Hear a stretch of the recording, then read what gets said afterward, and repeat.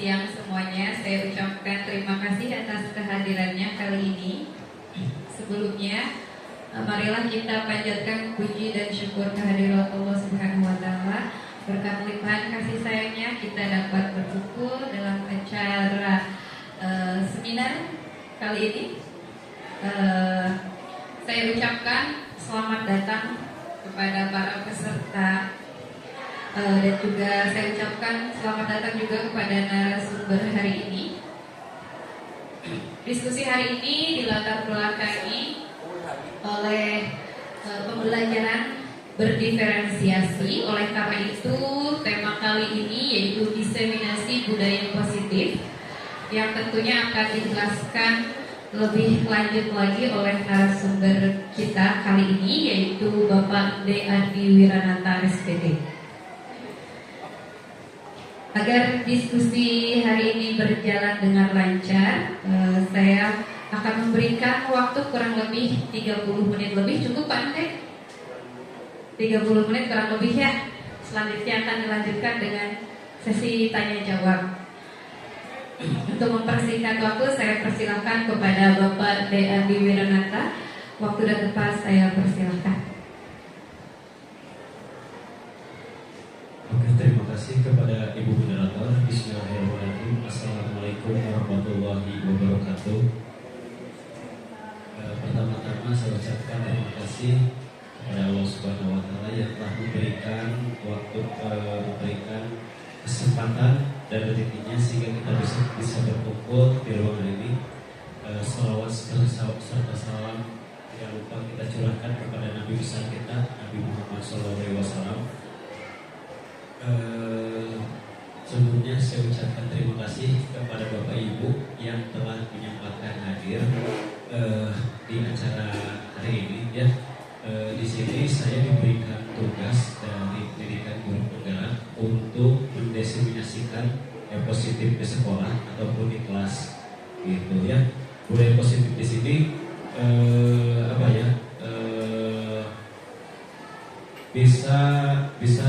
bisa diterapkan di lingkungan sekolah maupun di lingkungan kelas itu sendiri.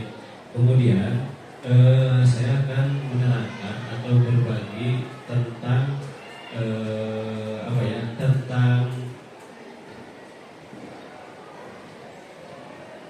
tentang disiplin positif. Kemudian ada beberapa 5 kebutuhan dasar manusia. Kemudian posisi kontrol seorang guru ya.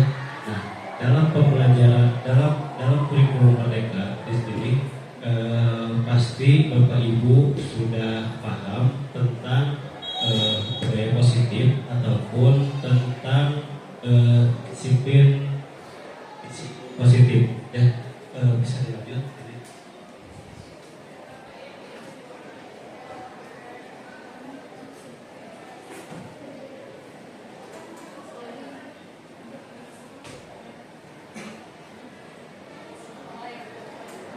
Nah, di sini sebelum kita membahas lebih lanjut tentang budaya positif di sekolah, kita di sini meluruskan atau meluruskan tentang pendidikan Ki Hajar Dewantara.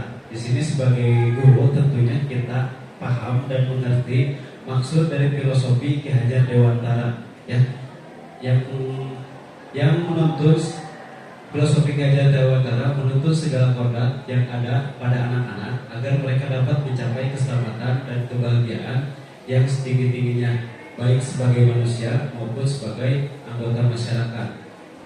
Kemudian ada 3, Ingaso Sutrodo, Imadja Mangunkaso, lalu Tuturi Handayani ya. Di sini kita bisa menuntun, kemudian memotivasi dan lalu mendorong gitu ya. Jadi buat kedepannya mudah-mudahan pemikiran KHD ini bisa diterapkan oleh kita di lingkungan sekolah untuk menuntun, memotivasi serta mendorong siswa-siswi yang ada di sekolah.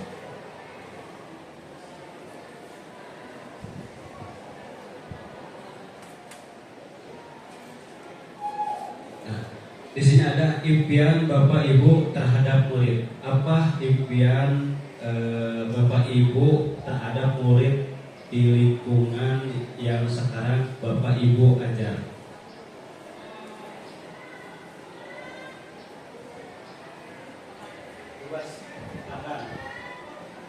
Dia berharap bahwa anaknya bisa memahami pelajarannya dengan baik dan juga bisa bersikap sesuai dengan apa yang kita jadikan adab yang baik. Jadi berarti adab ya. Iya. Ya, ada lagi. Kalau saya, ketercapaian anak dalam sesuai dengan tujuan pembelajaran yang tertera di RPP misalnya. Oke. Silakan. Kalau saya impian terhadap murid ya, murid bisa tahu apa yang menjadi tujuannya sehingga dia bisa menentukan dengan bijak sikapnya selama di sekolah dan mengambil setiap ilmu yang diberikan oleh guru. Oke, terima kasih. Ada lagi, silakan.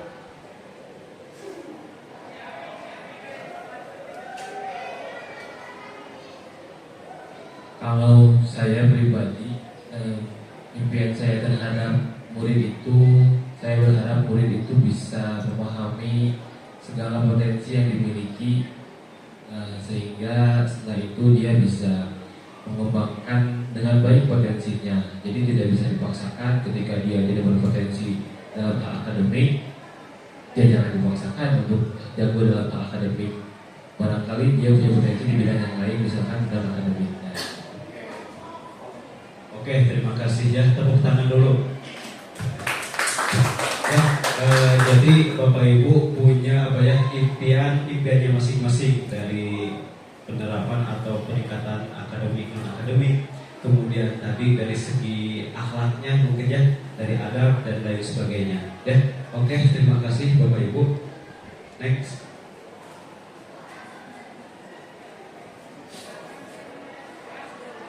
Ya, terkait hal itu yang tadi disampaikan oleh Bapak Ibu. Nah, kita di sini ada budaya positif, ya, budaya positif yang mungkin kaitannya yang tadi Bapak Ibu sampaikan bisa apa ya, bisa diaplikasikan di lingkungan sekolah, gitu ya. Kemudian bisa membuat program-program yang mungkin bisa dikatakan untuk meningkatkan lingkungan yang positif. Gitu ya, next. Nah, kemudian di sini ada disiplin positif, ya. Disiplin positif di sini,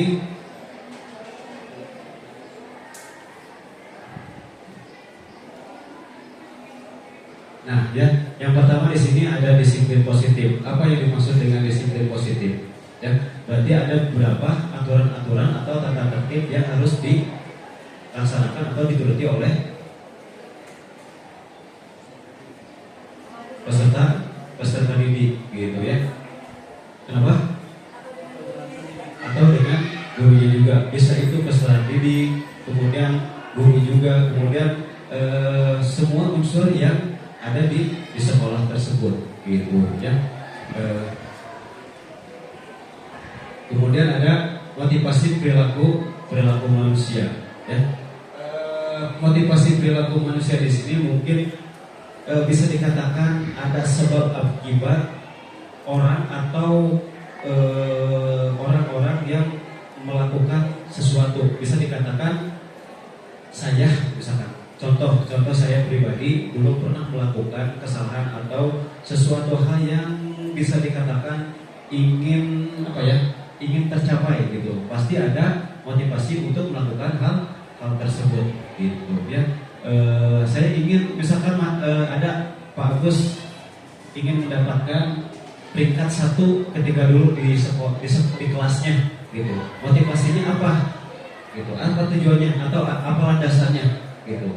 Kemudian kaitannya apa dengan motivasi perilaku manusia dengan tindakan, gitu ya. Ketika saya memukul seseorang, gitu ya, memukul atau nyentil seseorang, itu bukan hanya semata-mata memukul atau nyubit gitu, saudara. Pasti ada motivasi gitu.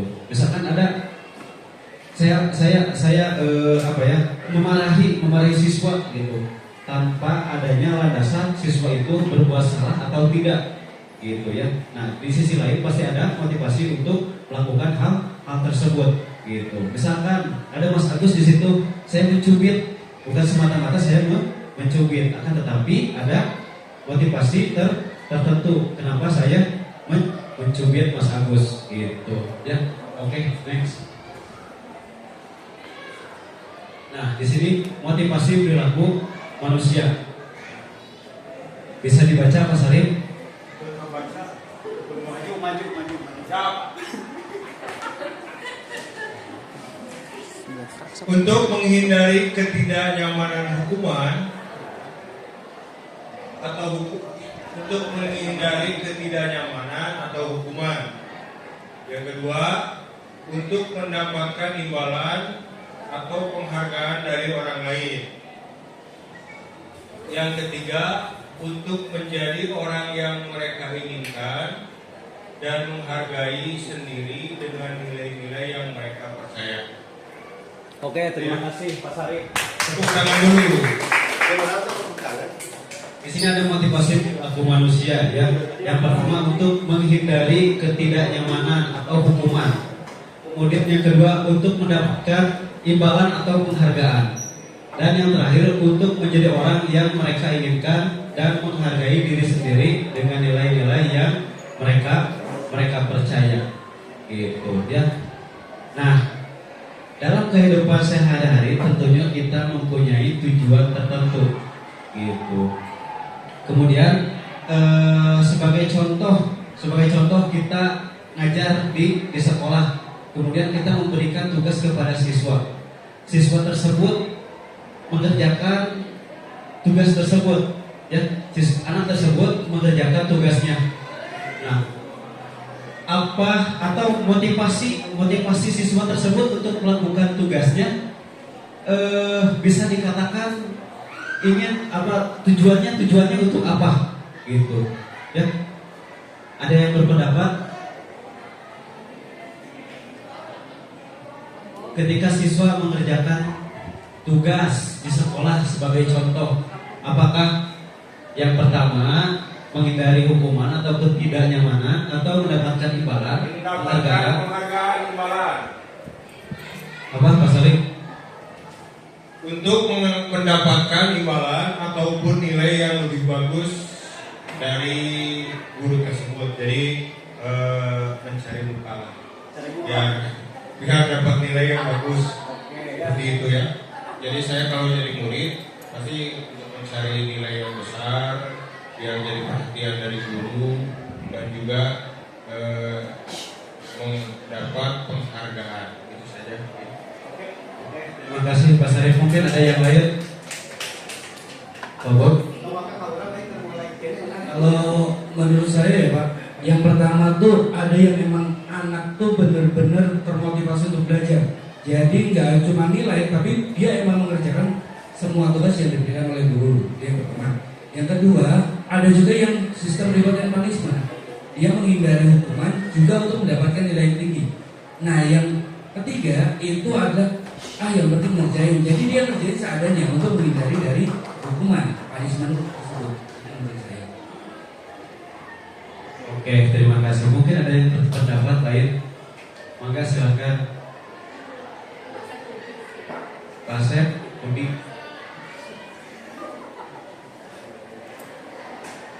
Sebetulnya sudah dijelaskan semuanya yang sudah disebutkan maksudnya. Jadi kalau sejauh ini murid-murid itu rata-rata mengerjakan tugas ya hanya untuk menyelesaikan kewajibannya sendiri sebagai siswa. Artinya mereka agar tidak dihukum.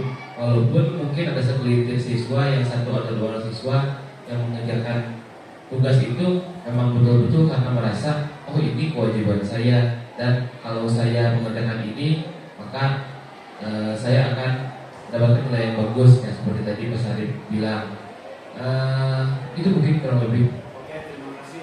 Terima kasih Pak Syaf, tepuk tangan dulu untuk semuanya. Ya, pada dasarnya siswa gitu ya, pengalaman saya dulu sebagai siswa juga, yang pertama mungkin lebih ke yang satu, ya, terkait tugas mau selesai ataupun nggak selesai, benar-benar takut dapat ketidaknyamanan atau dapat hukuman gitu. Waktu dulu saya sekolah selalu mengerjakan tugas, benar, salah gitu ya, pasti dikerjakan tanpa apa ya. Tujuannya karena untuk menghindari hukuman gitu. Kemudian ada yang kedua, untuk mendapatkan penghargaan atau imbalan. Nah, rata-rata siswi sekolah sekarang yang kedua gitu ya, posisinya apa? Untuk mendapatkan imbalan atau penghargaan gitu. Nah, semata-mata apa ya? Tidak untuk pengembangan untuk diri sendiri, pengetahuan untuk diri sendiri, akademik atau non akademiknya, gitu ya. Pengen dapat ranking, kemudian yang jadi wali kelas mungkin ada uang kas nanti di akhir buat beli buku ranking 1, 2, 3, gitu ya. Walaupun sekarang tidak disarankan untuk dirankingkan, gitu ya, Bapak Ibu wali kelas, gitu. Oke ya. Jadi untuk motivasi perilaku manusia di sini bermacam-macam gitu ya, karena ketika kita melakukan sesuatu pekerjaan atau tindakan pasti ada dasarnya gitu ya, ada dasarnya, kemudian motivasi tersendiri, motivasi intrinsik untuk melakukan hal tersebut gitu. Oke, terima kasih untuk pendapatnya Bapak Ibu.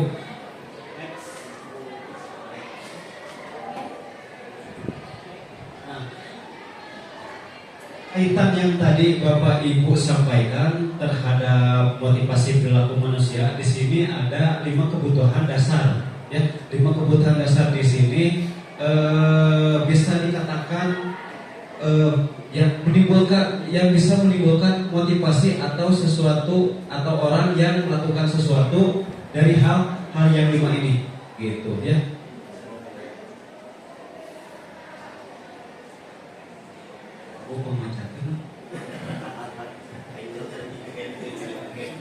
Lima kebutuhan dasar manusia. Yang pertama kebutuhan untuk bertahan hidup, survival. Yang kedua survival. Kedua cinta dan kasih sayang, love and belonging. Ayo bahasa 3 kebebasan, 4 kesenangan, 5 kekuasaan. Ayo bahasa Inggris anjir dia tuh. Langsung ya. Itu kebutuhan dasar dari seorang manusia. Ya mungkin bisa dijabarkan. Oke. Yang pertama dari kebutuhan untuk bertahan hidup, contohnya seperti apa? Kebutuhan untuk bertahan hidup, makan. Yang paling penting itu makan, ya.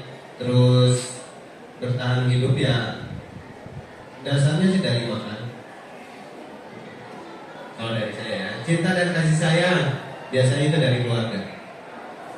Ya, keluarga, terus pacar yang di Bogor juga. Maaf ya. Terus yang ketiga kebebasan, freedom. Jadi kebebasan untuk apapun itu. Ya, kesenangan, have fun.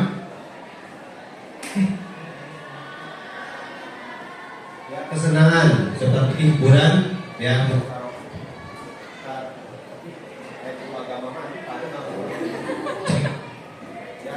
Cek kesenangan, ya itu kesenangan bisa dari mana ya, bisa ngegosokin orang bisa jadi kesenangan, terus dari nyanyi bersama bisa jadi kesenangan juga. Kekuasaan, power, kekuasaan biasanya dia yang punya di kita bisa jabatan. Sampai waktu lalu. Oke, terima kasih Pak Bob ya. Nah, jadi tepuk tangan dulu buat semangat, biar semangat Pak Bob. Ada 5 kebutuhan dasar manusia. Yang pertama ada kebutuhan untuk bertahan hidup atau survival. Ya, contohnya tadi mungkin makan, bukan hanya makan saja, gagal oke itu termasuk survival. Karena kenapa? Karena ketika gagal mungkin kita minta tolong kepada orang lain, gitu ya. Kalau ada atau garong ya, garong gitu ya sendiri. Gitu, atau kelilipan itu termasuk survival. Ya, kalau kelilipan, ayo gitu. Jadi kita nggak ngisi panon sorangan gitu, itu termasuk survival. Contoh kecil gitu ya. Kemudian ada cinta dan kasih sayang ya. Tadi sudah disebutkan juga oleh Bapak. Kemudian yang ketiga ada kebebasan atau freedom. Kemudian yang keempat ada kesenangan, dan yang terakhir ada kekuasaan atau power gitu. Yang kelima kebutuhan dasar manusia. Tanpa kekuatan mungkin orang tersebut tidak bisa bertahan hidup atau tidak bisa bersosialisasi di lingkungan gitu ya. Nah, berikutnya ada posisi kontrol seorang guru. Posisi kontrol seorang guru bisa dibaca Pak Sarip. Pak Sarip biar semangat. Yang pertama adalah sebagai Baca tuh. Yang pertama sebagai penghubung. Yang kedua sebagai pembuat merasa bersalah. Yang ketiga sebagai teman. Yang keempat pemantau, dan yang kelima adalah manajer. Jadi yang pertama penghukum. Jadi untuk keberangan tak datang dan telat dihukum. Untuk membuat merasa bersalah mungkin tahu nggak tadi mulainya jam 2 baru datang, sekarang setengah 3 kan gitu. Jadi merasa bersalah. Terus sebagai teman sebagai teman yaitu ya udah masuk aja. Untuk pemantau ya jadi nanti harus diperhatikan. Kalau untuk manajer mungkin diapi dan juga dikasih bimbingan bagi yang melakukan kesalahan. Terima kasih Pak Sarip. Karena Tepuk tangan dulu. nah, posisi kontrol guru di sini ada penghukum, pembuat merasa bersalah, teman, pemantau, lalu di sini yang terakhir ada manajer. Ya.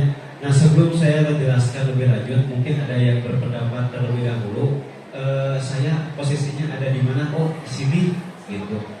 Atau mungkin kayaknya saya di sini deh sekarang, gitu. Atau di mana, gitu. Ada yang berpendapat? Silakan. Saya masih 1 dan 2. Oke, Pak Sarip masih 1 dan 2. Kenapa Pak Sarip? Jadi kalau anak yang telat udah ada kasih hukuman hitung ubin. Terus kalau yang agak mendingan, kamu tahu nggak jam sekarang udah jam berapa? Ada mendingan. Jadi mereka itu merasa bersalah. Oh iya ya Pak, maaf.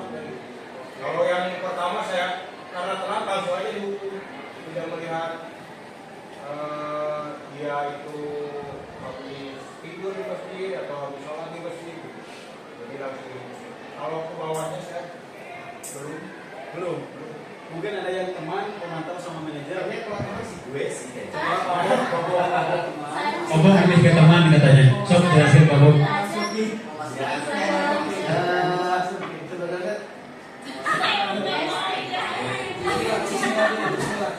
Ya, aduh tarik.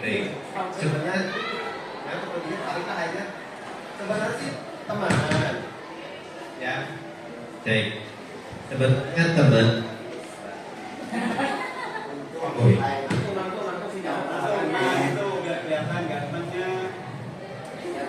Ya sebenarnya yang emang saya lakukan sekarang itu sebagai teman dari anak-anak, dimana cara kita lebih dengan anak-anak teman saya gitu ya. Walaupun ya Aduh. plus Hah? ada plusnya yang dia siap untuk tidak dihargai sama murid. Kan cuman ya daripada kita musuhin murid, kemudian ya kita have aja sama anak, jadi sebagai teman atau misalnya sebagai kakak dan adik, tapi sampai jadi KTM. Tapi ada.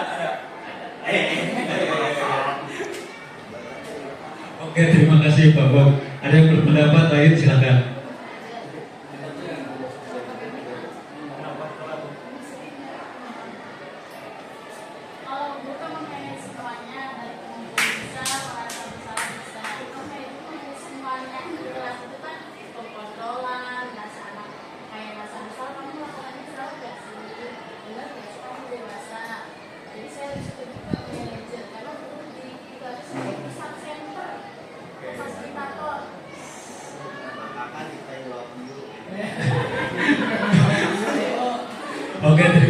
kasih Bu Mbak ya. Mungkin ada yang berpendapat lain, silakan Pak Ingin, mangga dijuru wae. Tadi sudah dijelaskan sama kita memposisikan sebagai teman dengan teman sehingga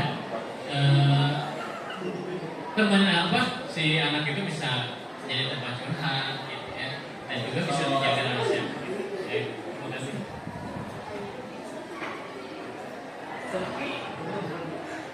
Oke, terima kasih Pak Ingin ya. Sebetulnya dalam posisi kontrol guru di sini tidak ada yang salah ya. Tapi bagaimana tepatnya ketika kita pendekatan terhadap anak gitu. Dalam psikologi pendidikan atau apa ya, bimbingan konseling atau ilmu konseling ya, ada yang dinamakan PT, APT, simpati, empati, dan validasi empati gitu. Yang PT yang pertama, PT itu apa? Itu PT istilahnya mah terlalu apatis, langsung aja. Berarti yang pertama itu menghukum ya, tanpa mengenal atau mengetahui permasalahan atau penyebabnya, langsung aja dihukum. Udah gitu telat, yang sesuai dihukum gitu, tanpa kita mengenal kronologisnya seperti apa gitu ya. PT yang pertama. Kemudian APT hampir sama dengan yang pertama. Kalau APT itu lebih ke apa ya, sama tidak tahu menahu, yang penting mah gimana caranya orang anak tersebut merasa bersalah gitu. Kemudian PT APT simpati. Nah, mungkin kalau teman di sini bisa dikatakan simpati karena kenapa? Kita lebih mengenal lagi siswa-siswi yang kita ajar, pendekatan seperti apa, pendekatannya seperti teman gitu, tapi tanpa tanpa melakukan tindakan nyata gitu. Berarti simpati di sini hanya saran saja gitu ya, bagaimana baiknya seperti apa gitu, harusnya seperti apa gitu ya. Kemudian yang keempat ada pemantau ya. Kalau pemantau itu empati, berarti hanya memperhatikan ya, memperhatikan saja gitu, apa yang dilakukan harusnya seperti apa gitu ya. Kemudian ada yang terakhir manajer gitu. Nah, manajer di sini bisa mencakup semuanya. Kalau bisa dikatakan tadi yang disebutkan oleh saya, berarti posisi manajer di sini validasi empati. Karena apa? Karena memang valid ya, valid. Kemudian bukti nyatanya ada, bisa masuk ke 1, 2, 3 dan bahkan ke 4, bisa masuk ke semuanya gitu ya. Jadi manajer di sini bisa memantau, kemudian bisa mengarahkan juga, kemudian bisa memberikan aksi nyata atau tindakan-tindakan yang memang harusnya diarahkan untuk ke lebih yang baik lagi gitu ya. Sampai situ mungkin ada pertanyaan, maka silahkan.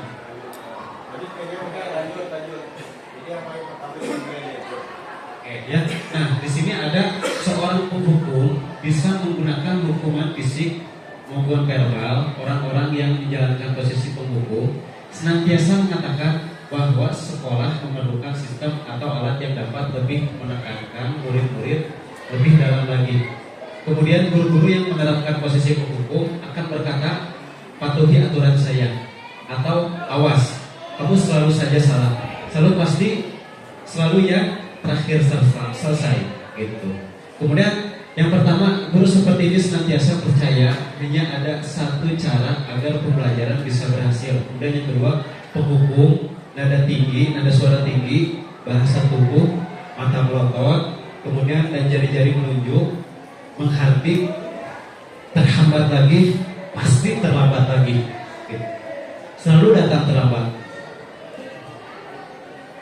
Kemudian kapan bisa datang tepat waktu? Tanyakan kepada diri Anda bagaimana perasaan murid bila guru berbicara seperti itu pada saat muridnya datang terlambat. Nah, mungkin itu salah satu redaksi atau contoh perkataan seorang guru ketika posisinya sebagai penghukum gitu. Adatan gitu. Udah keberangan adatan langsung. Mari kunaon? Keberangan wae. Tugas dan beres. Kemari ke mana? Gitu.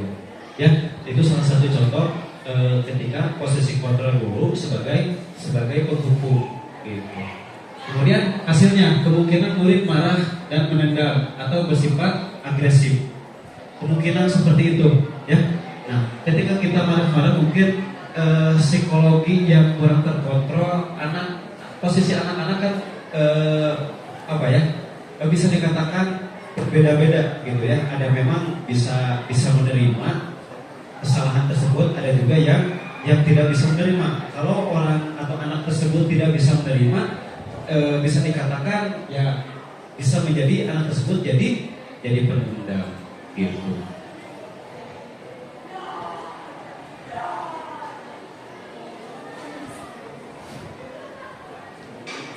Kemudian yang kedua, baiklah,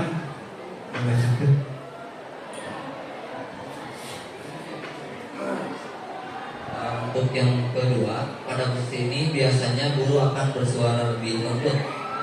Membuat rasa bersalah akan menggunakan keheningan yang membuat orang lain merasa tidak nyaman, bersalah atau rendah diri. Atau kata-kata yang keluar dengan lembut seperti Ibu atau Bapak sangat kecewa sekali dengan kamu. Titik. Kedua, berapa kali Bapak harus memberitahu kamu ya? Gimana coba kalau orang tua kamu tahu kamu berbuat begitu? Ya sama. Coba Bu Andi kita tahu Bu Andi.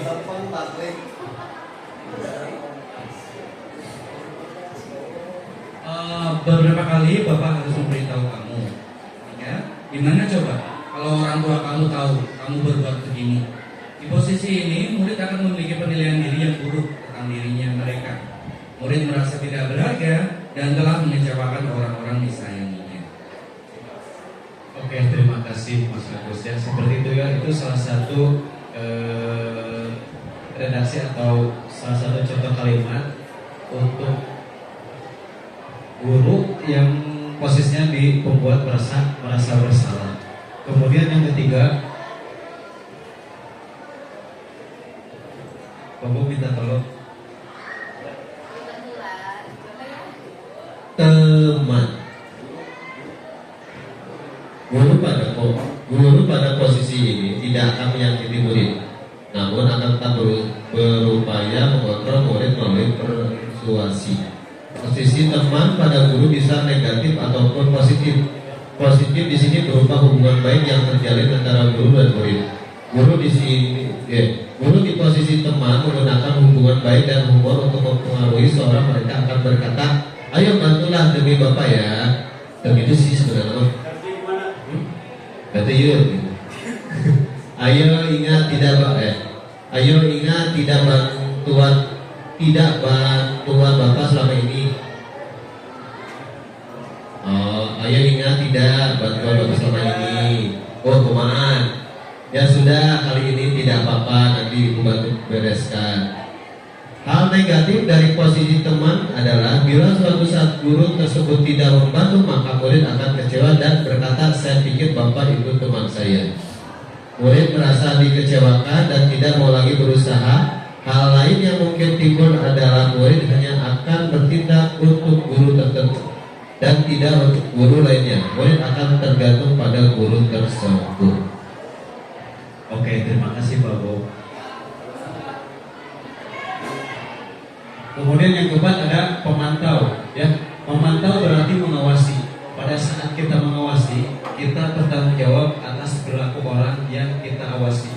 Posisi pemantau berdasarkan pada peraturan-peraturan dan konsekuensi. Dengan menggunakan sanksi atau konsekuensi, kita dapat memisahkan hubungan pribadi kita dengan murid. Sebagai seorang yang menjalankan posisi pemantau, pertanyaan yang diajukan seorang pemantau, peraturan apa? Peraturannya apa? Gitu. Peraturannya apa? Peraturannya apa? Apa yang telah kamu lakukan? Apa yang kamu telah lakukan? Gitu. Apa yang kamu telah lakukan? Gitu kan? Ayo deh. Bahasa Sunda, ayo bahasa. Yang merah. Kemarin peraturannya apa? Apa yang kamu lakukan? Sanksi atau konsekuensinya apa?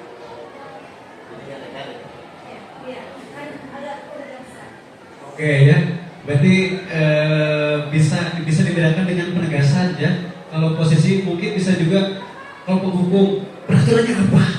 Nah itu mungkin bisa dikatakan posisi penghukum gitu ya. Walaupun di sini ada contoh untuk pemantau. Apa yang telah kamu lakukan? Sanksi atau konsekuensinya apa? Ya, seorang pemantau sangat mengandalkan perhitungan, catatan, dan data yang digunakan sebagai bukti atas perilaku seseorang. Posisi ini akan menggunakan stiker, slip catatan, daftar cek. Posisi pemantau sendiri berawal dari teori stimulus, respon yang menunjukkan tanggung jawab guru dalam mengontrol murid. Ya, nah itu posisi pemantau. Dan yang terakhir ada manajer. Wabah manajer senang tadi. Baca boleh. Langsung diartikan. Manajer adalah posisi di mana guru berbuat sesuatu bersama dengan murid, berarti barang-barang itu ngumpul. Mempersilahkan murid mempertanggungjawabkan perilakunya, mendukung murid agar dapat menentukan solusi atas permasalahannya sendiri. Seorang manajer telah memiliki keterampilan di posisi teman maupun pemantau, dan dengan demikian bisa jadi di waktu-waktu tertentu kembali kepada kedua posisi tersebut tidak diperlukan. Namun menginginkan manusia yang merdeka, mandiri dan bertanggung jawab. Mari kita perlu mengacu kepada restitusi yang dapat menjadi seorang manajer bagi dirinya sendiri. Manajer itu si peserta didik sebelum ke orang lain, dia memanajeri dulu dirinya sendiri. Kayak merasa dia bersalah, terus kayak dia bertanggung jawab perilakunya sebelum ke orang lain, diri sendiri dosa itu baru kalau dia gak bisa baru ke si manajer gurunya. Di manajer murid diajak untuk menganalisa kebutuhan dirinya maupun kebutuhan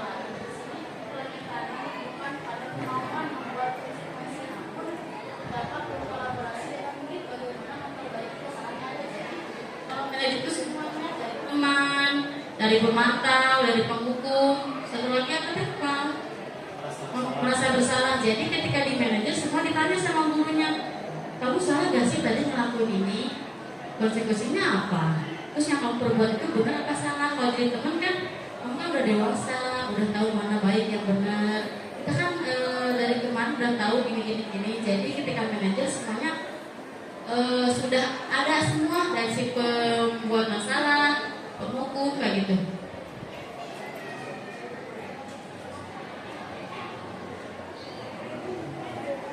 Cukup mas. Oke, terima kasih ya Bapak. Kurang lebihnya untuk manajer seperti itu yang bisa memposisikan yang pertama diri sendiri sebagai pemimpin, kemudian bisa mengarahkan lawan bicara kita, salah satunya mungkin sebagai contoh siswa ya, kita arahkan bisa dikatakan sebagai yang pertama bisa untuk penghukum, kemudian merasa bersalah, dan yang ketiga sebagai teman, posisikan sebagai teman juga bisa, kemudian ada yang keempat ya, sebagai pemantau gitu ya. Itu 5 posisi kontrol seorang guru. Nah kemudian seorang manajer akan berkata apa yang kita yakini, kembali ke keyakinan was. Apa kamu meyakininya? Jika kamu meyakininya, apa kamu bersedia memperbaikinya? Gitu ya. Ini posisi seorang manajer. Jika kamu memperbaiki ini, hal ini menunjukkan apa tentang dirimu, apa rencana kamu untuk memperbaiki hal ini. Tugas seorang manajer bukan untuk mengatur perilaku seseorang, akan tetapi kita membimbing murid untuk mengatur dirinya. Seorang manajer bukan memisahkan murid dari kelompoknya, tapi mengembalikan murid tersebut ke kelompoknya dengan lebih baik dan kuat. Bisa jadi dalam praktik penerapan disiplin sehari-hari, kita akan kembali ke posisi teman dan pemantau. Jadi mungkin bisa disebutkan ya. Karena murid yang ditangani belum siap diajak diskusi atau diundang melakukan restitusi. Kemudian, namun perlu disadari tujuan akhir dari 5 posisi kontrol seorang guru adalah pencapaian posisi manajer, di mana posisi inilah murid dapat menjadi pribadi yang mandiri, merdeka dan bertanggung jawab atas segala perilaku dan sikapnya yang pada akhirnya dapat menciptakan lingkungan yang positif, nyaman dan aman. Nah, itu mungkin 5 posisi kontrol seorang guru. Ya, tadi ada sebagai penghukum katanya. Kemudian ada juga sebagai merasa bersalah. Lalu ada juga yang memposisikan dirinya sebagai teman. Kemudian yang keempat tadi ada yang memposisikan sebagai pemantau juga, dan yang terakhir sebagai manajer. Nah, diusahakan kita sebagai seorang guru bisa memposisikan sebagai manajer, ya, di mana kita bisa mengarahkan siswa untuk lebih baik lagi, gitu ya. Sampai situ mungkin ada pertanyaan Bapak Ibu? Oke, kalau tidak ada, kita lanjut. Di sini ada keyakinan kelas atau keyakinan sekolah. Karena untuk materi nanti yang akan disampaikan ada beberapa keyakinan kelas dan sekolah. Terus tadi ada 5 posisi kontrol dulu, disiplin positif, dan yang terakhir nanti ada segitiga restitusi, gitu. Ya. Nah, di sini ada keyakinan kelas. Nah, mengapa keyakinan kelas? Mengapa tidak peraturan kelas saja?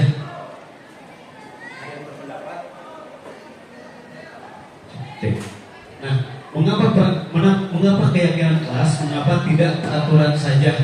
Ada yang berpendapat? Silakan. Kalau keyakinan kenapa tidak peraturan? Kalau keyakinan itu sudah disepakati antara si muridnya, semua anggota muridnya. Jadi si muridnya sudah yakin dalam diri sendiri bahwa itu merupakan kewajiban, bukan peraturan saja. Jadi kalau peraturan kan seperti kesannya dipaksa ya, tapi kalau keyakinan dia yakin, seperti kita yakin pada pada Allah ya, sama kita juga pasti menganggapnya itu kewajiban, bukan peraturan yang harus dipaksa. Oke, terima kasih Bu Lydia. Wenda, silakan. Oke, sama mirip dengan yang Bu Lydia tadi sampaikan ya. Jadi kalau keyakinan itu dari katanya saja sudah positif keyakinan, sehingga itu kan biasanya dirumuskan oleh kedua belah pihak, dirumuskannya bersama-sama, sehingga keyakinan itu bisa mudah untuk diaplikasikan. Sedangkan kalau peraturan itu dari kalimatnya saja ya, dari katanya saja sudah menyeramkan peraturan, sehingga kalau kita melanggar berarti kita jadi pelanggar yang nantinya dia membangkang gitu, tidak enak gitu dirasanya. Dan peraturan itu rata-rata sudah ditetapkan terlebih dahulu tanpa memperhatikan ya pendapat dari kedua belah pihak.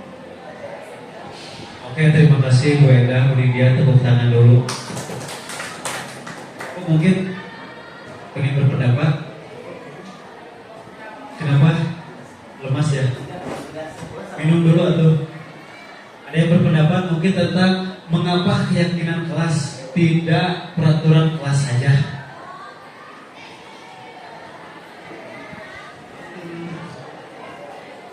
Ya, saya lebih keyakinan kelas daripada peraturan kelas.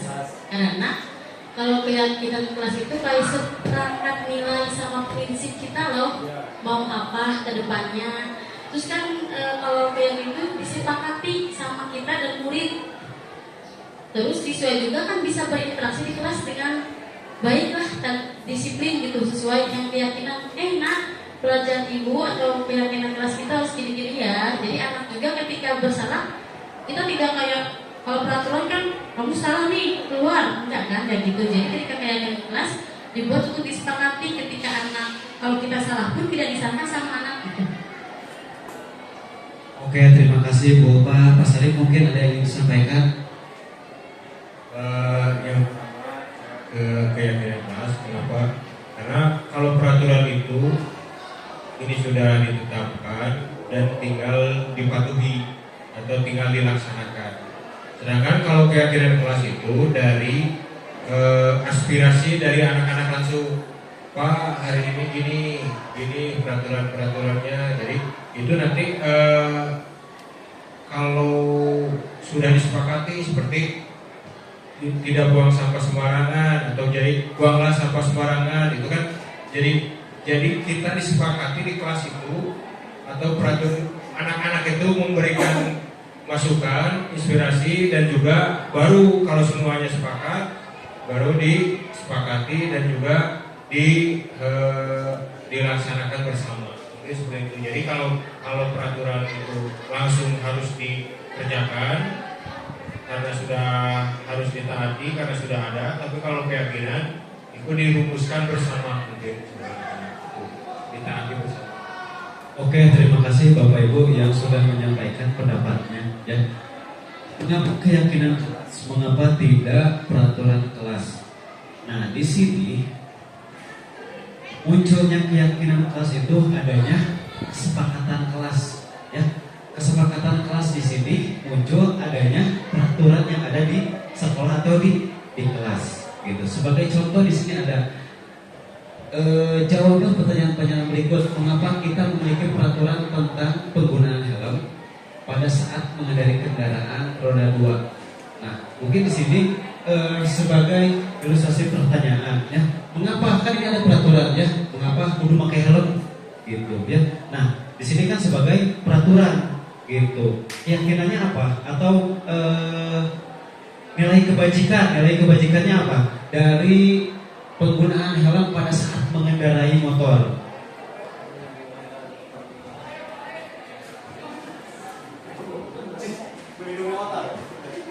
Ya, kenapa kita perlu menggunakan helm pada saat berkendara roda 2 atau motor? Karena ada dengan tidak adanya peraturan itu sebetulnya kita sudah yakin bahwa helm itu bisa melindungi diri kita ketika terjadi sesuatu hal yang tidak diinginkan.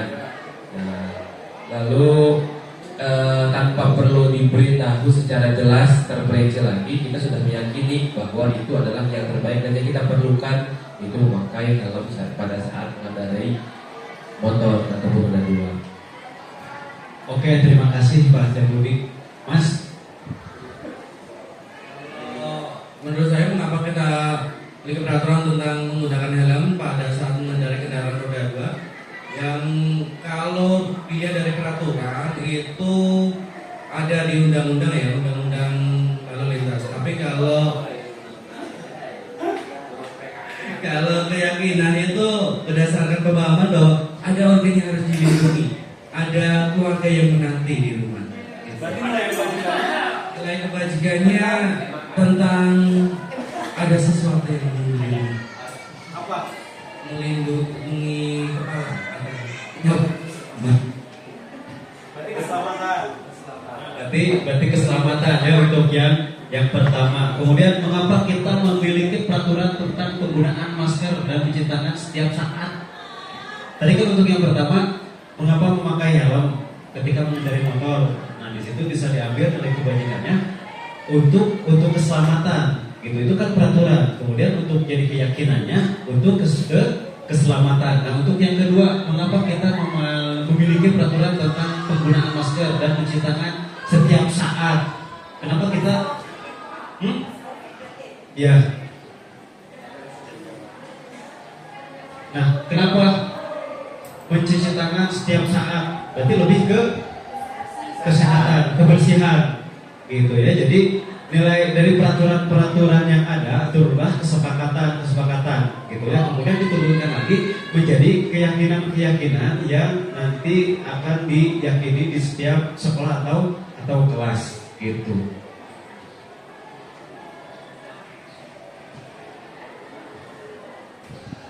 Nah, keyakinan kelas bersifat lebih abstrak daripada peraturan yang lebih rinci dan konkret.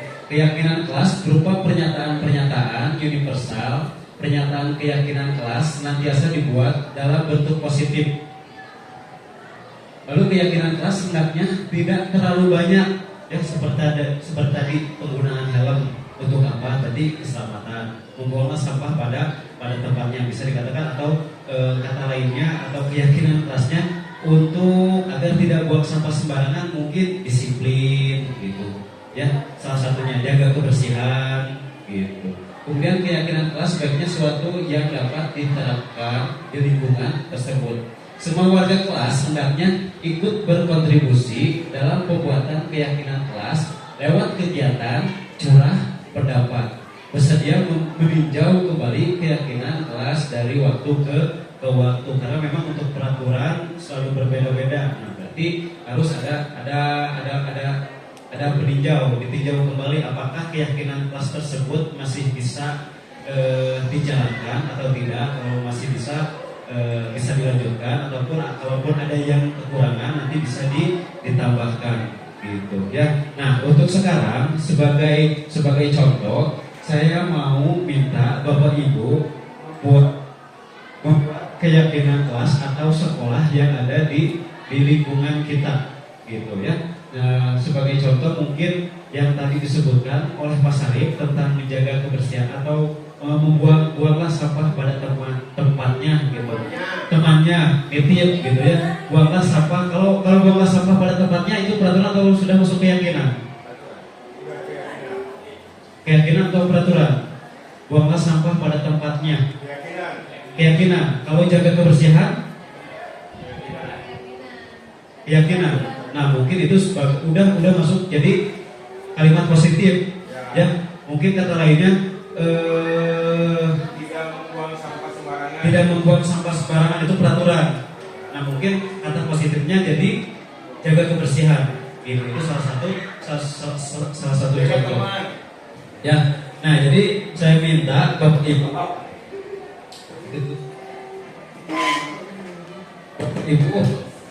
saya mau membuat keyakinan kelas yang Bapak Ibu mungkin bisa diterapkan di kelasnya masing-masing atau di tempatnya.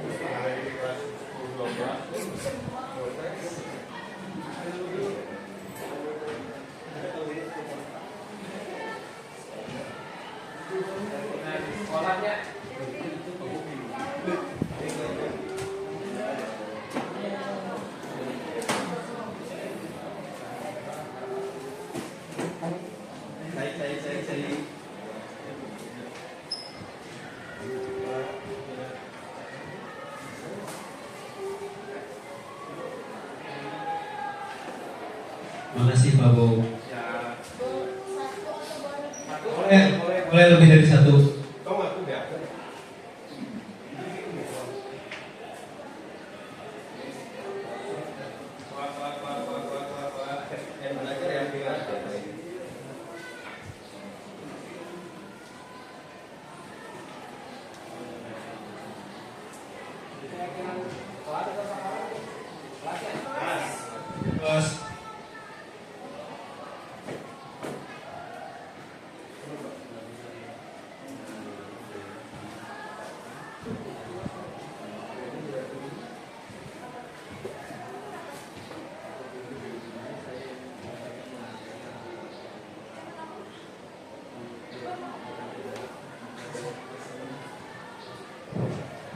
Oke Bapak Ibu silakan, kalau sudah ditempel sambil minum besi eta halodetik korok.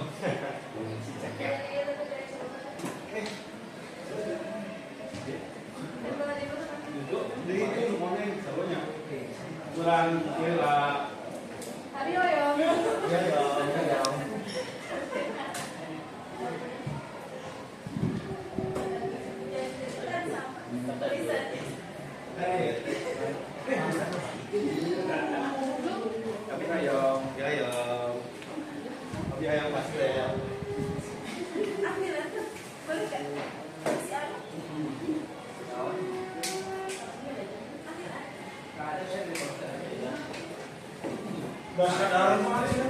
Sampai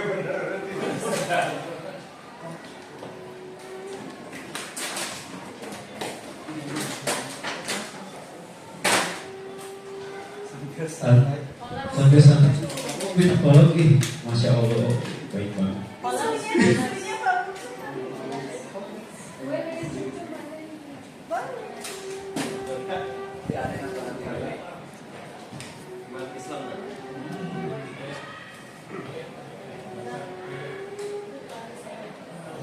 Oke, yang sudah silahkan ditempel.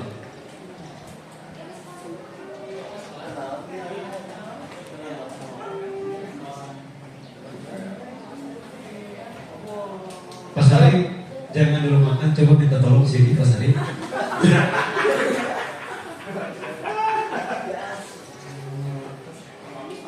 Buat membacakan coba dulu. Yang pertama, menjaga fasilitas kelas dengan baik. Yang kedua, menggunakan pakaian secara rapi. Masuk kelas tepat waktu.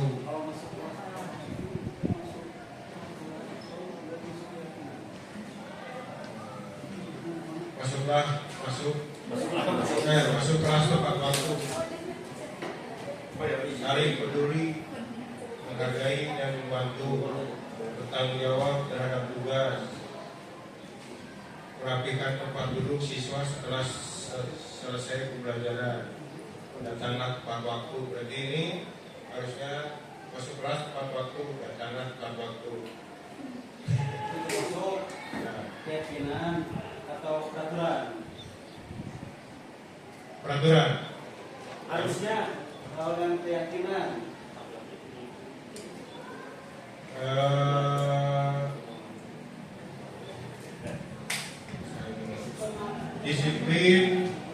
Disiplin dalam memasuki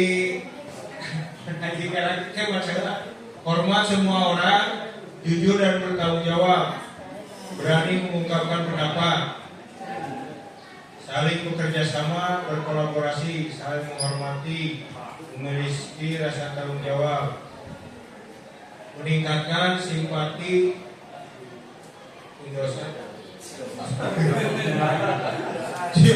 dan empati di kelas dan lingkungannya, tertib ketika belajar. Ini ada yang sama, yaitu tentang disiplin dan juga tanggung jawab. Untuk yang disiplin mungkin datang tepat waktu dan juga masuk kelas di waktu yang tepat. Untuk bertanggung jawab ini dalam hal tugas, jujur, berani mengungkapkan pendapat. Oke, terima kasih Pak Salim. Nah, di sini mungkin ada saling peduli, menghargai dan membantu. Itu sudah termasuk peraturan atau keyakinan? Sudah termasuk keyakinan, ya. Kemudian ada bertanggung jawab terhadap tugas, keyakinan. Merapikan tempat duduk siswa setelah selesai pembelajaran, keyakinan. Atau bisa disederhanakan lagi tidak? Membersihkan kelas setelah menjaga kerapihan. Pakai kelas, menjaga kerapihan kelas.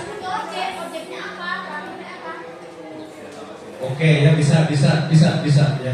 Kemudian hormat semua orang, jujur dan bertanggung jawab, berani mengungkapkan pendapat. Berarti kalau bisa disederhanakan lagi, lebih ke saling menghormati, bisa ya? Saling menghormati gitu, saling bekerja sama, berkolaborasi, saling menghormati. Oke ya di sini. Kemudian memiliki rasa tanggung jawab. Oke, terima kasih Bapak Ibu, tepuk tangan dulu. Oke ya, di situ ada keyakinan kelas. Jadi saya harapkan, mungkin nanti buat kedepannya, kalaupun ada yang belum menerapkan tentang keyakinan kelas, Bapak Ibu bisa menerapkan keyakinan kelas, gitu ya. Tapi saya pikir kalau saya rasa Bapak Ibu sudah menerapkan keyakinan kelas di kelasnya masing-masing, gitu ya. Jadi keyakinan kelas di sini untuk apa ya? Untuk keyakinan bahwa adanya peraturan yang ada bisa disepakati bersama di kelasnya masing-masing, kemudian yakini bahwa peraturan tersebut bisa dilaksanakan atau diyakini untuk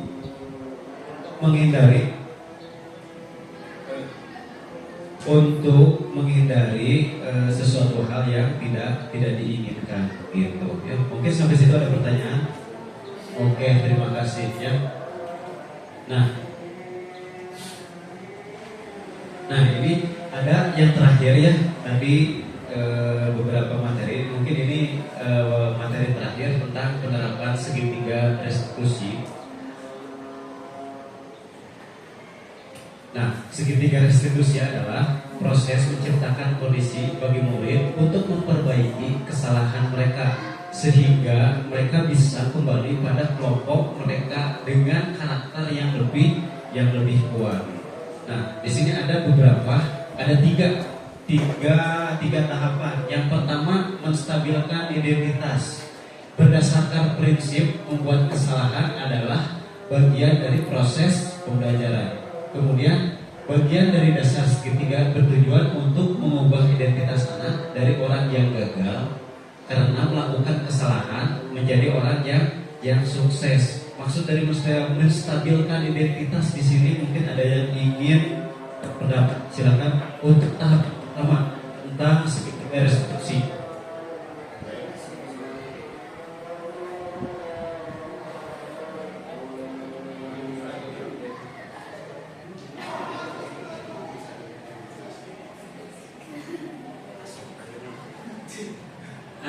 Jadi sepertinya segitiga restitusi ini di mana sebuah situasi di mana guru itu mengajak berbicara kepada siswa-siswinya ketika siswa-siswi tersebut melakukan sebuah kesalahan, namun tidak langsung diberikan sebuah hukuman ataupun judgement, melainkan diberikan diajak diskusi terlebih dahulu terkait apa yang telah dilakukan dan merefleksikan apa yang dilakukan itu apakah sebuah kesalahan atau bukan, apakah dia menyadari kesalahan tersebut atau tidak. Ketika dia misalkan mengakui atau menyadari bahwa yang dilakukan tersebut adalah sebuah kesalahan, maka guru itu bertugas untuk membimbing ataupun mengarahkan agar dia bisa menyelesaikan dengan solusi yang dia pikirkan sendiri. Kurang lebih begitu. Oke, terima kasih Pak Asep atas pendapatnya ya. Yang kurang lebihnya seperti itu. Jadi tahap yang pertama untuk menstabilkan identitas, yang pertama tadi mengajak ngobrol gitu ya, apa kesalahan siswa tersebut, kemudian nanti kedepannya mau seperti apa dan lain sebagainya.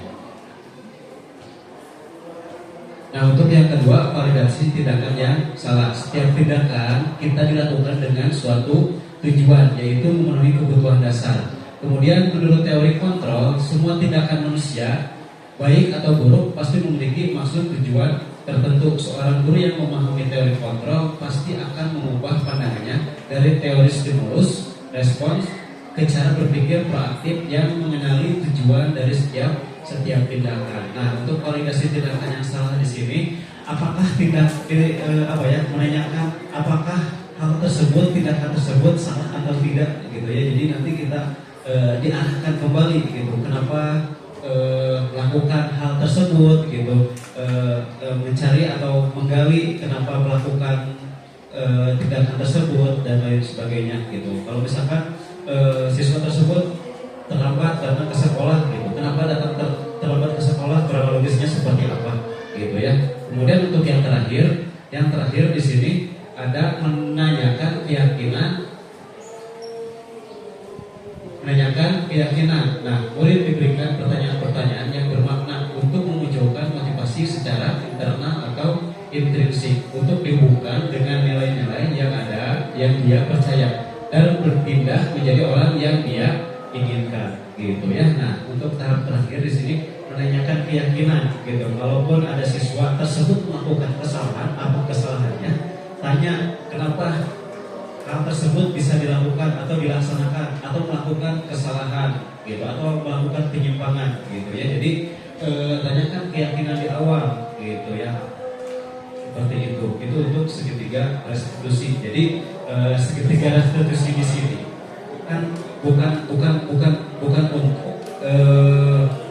menanyakan siswa kesalahannya seperti apa langsung, akan tetapi lebih ke curah pendapat ya, lebih ke curah pendapat, kronologisnya seperti apa, kemudian anak tersebut kenapa melakukan hal itu gitu. Kemudian yang terakhir, tanyakan keyakinan yang kamu yakini atau kamu langgar seperti apa, biar nanti diperbaiki di berikutnya gitu ya.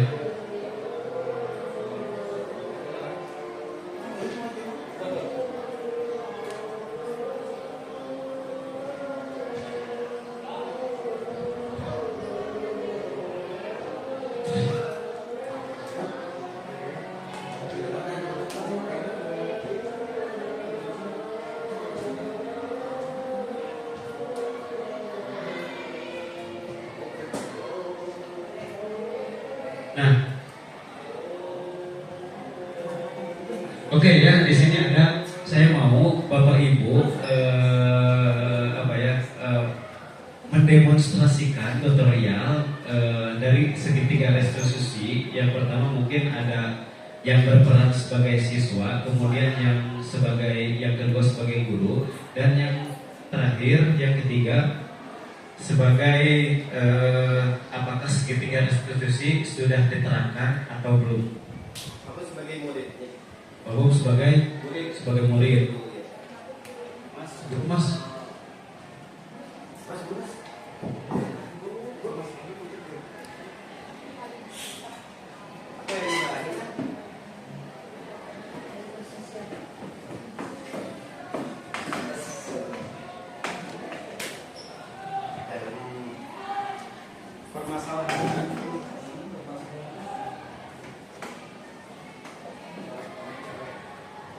Permasalahannya, Pak Bob dipanggil karena mempunyai masalah dengan seseorang gitu, sampai seseorang tersebut nangis di kelasnya gitu ya.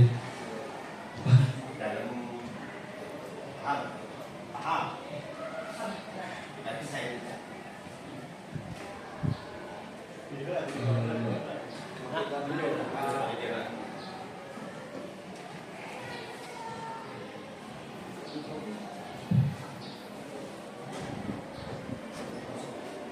Oke, sudah masuk. Siap Bapak. Oke, Bob Iskandar. Sudah tahu kenapa kamu dipanggil ke ruang ini? Belum tahu Pak. Kira-kira apa yang udah kamu lakuin selama sehari ini tadi? Tadi cuma bercanda sama. Bercanda yang gimana? Bercandanya Dengan siapa? Dengan siapa dan apa yang dibercandai? dengan Ipeng Pak. Dengan Ipeng ya. Sama Asep juga. Dengan Asep. Oke. Nah, apa yang dibercandai? Suka ngomongin nama apa sih? Oh, oke. Jadi bercandai dengan nama orang tua.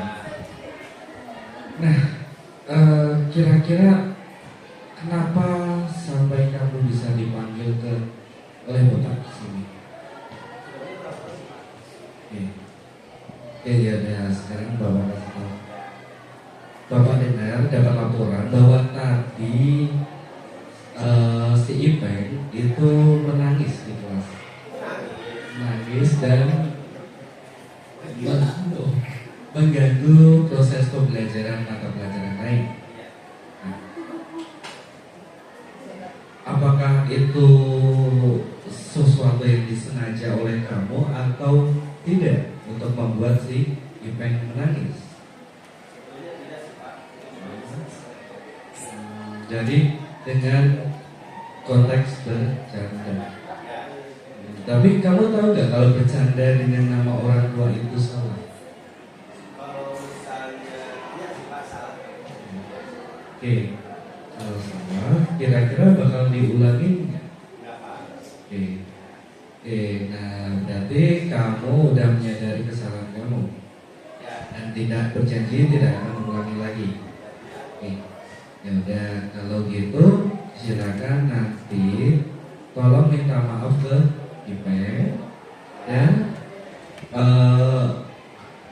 jalin lagi interaksi yang sebelumnya bagus, sebelumnya baik, suasana di kelas yang akur menjadi akur kembali. Agar tidak ada yang namanya disintegrasi kelas. Oke, kalau rasa cukup, silakan kembali ke kelasnya lagi.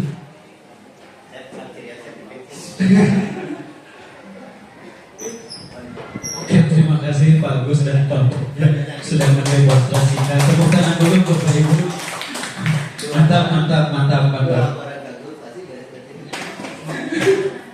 Oke, terima kasih ya. Terima kasih Bapak Ibu ya.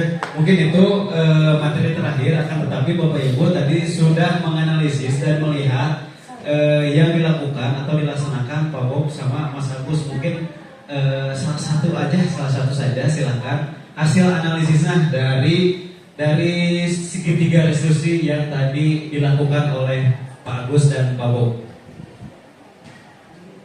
Silakan Bu Enda.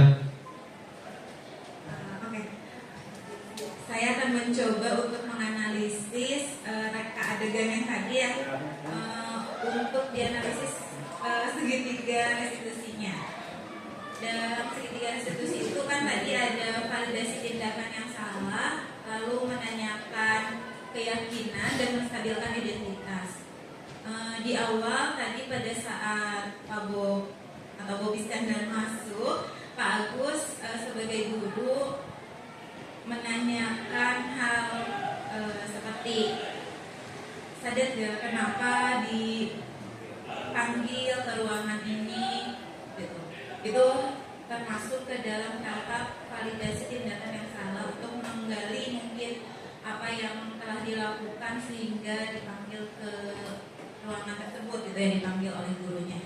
Lalu menanyakan keyakinan kelas setelah tadi si murid menyampaikan apa saja yang telah dilakukannya, lalu guru menanyakan apakah hal tersebut merupakan kesalahan atau tidak, gitu ya. Itu termasuk ke dalam meyakinkan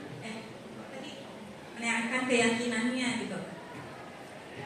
Lalu selanjutnya ada menstabilkan identitas di akhir. Guru memberikan masukannya untuk tetap menjaga kestabilan dengan teman-temannya gitu ya, hubungan baik dengan temannya. Itu juga sebagai contoh mungkin menstabilkan identitasnya sebagai siswa yang harus bersosialisasi dengan temannya dengan baik gitu. Mungkin seperti itu. Kalau ada kesalahan mungkin bisa diperbaiki. Oke, terima kasih Bu Eda. Tepuk tangan dulu untuk semua. Oke ya, terima kasih Bapak Ibu. Ya mungkin itu salah satu contoh atau demonstrasi ketika melakukan segitiga restitusi, bukan hanya ketika menangani anak gitu ya, bukan berarti anak tersebut menggali kesalahan lalu kita memberikan hukuman. Namun buat kedepannya ya mudah-mudahan segitiga restitusi ini bisa bermanfaat untuk untuk kemajuan atau sesuatu hal yang lebih positif lagi gitu ya.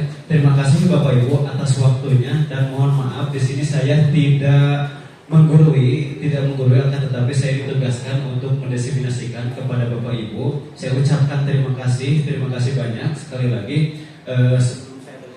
Mungkin ada yang ingin tanyakan? Tidak ada. Kalau tidak ada, saya ucapkan terima kasih lagi. Saya mohon maaf sebesar-besarnya. Sekali lagi bukan berarti saya menggurui, akan tetapi saya diberikan tugas untuk menyampaikan diseminasi ini kepada Bapak Ibu. Mudah-mudahan Bapak Ibu bisa menerimanya, kemudian bisa mengaplikasikannya di kelasnya masing-masing. Kalau tidak ada pertanyaan, saya ucapkan terima kasih banyak dan saya tutup. Wabillahi taufiq wal hidayah. Wassalamualaikum warahmatullahi wabarakatuh. Terima kasih.